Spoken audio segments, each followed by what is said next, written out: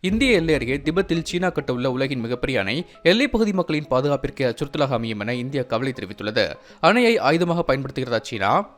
அருணாச்சல பிரதேசத்திற்கு அருகே பிரம்மபுத்திரா நதியின் குறுக்கே உலகின் மிகப்பெரிய அணைக்கான கட்டுமான பணிகளை சீனா தொடங்கியுள்ளது. தென்கிழக்கு திபெத்தில் உள்ள யார்லுங் சாங்போ நதியில்தான் இந்த மிகப்பெரிய நீர்மின் திட்டத்தை சீனா கட்டமைக்க தொடங்கியுள்ளது. இந்திய மதிப்பில் சுமார் 14 லட்சம் கோடி ரூபாய் செலவில் 60,000 மெகாவாட் திறனுள்ள ஹைட்ரோ பவர் திட்டத்தை செயல்படுத்த சீனா திட்டமிட்டுள்ளது.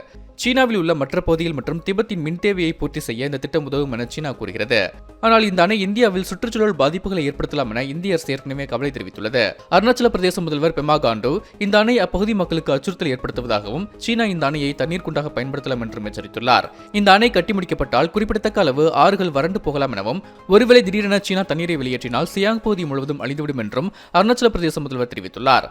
இந்நிலையில் சீனாவின் கட்டுமான பணிகளை தொடர்ந்து கண்காணித்து தேவையான நடவடிக்கை எடுப்போம் என இந்தியா தெரிவித்துள்ளது.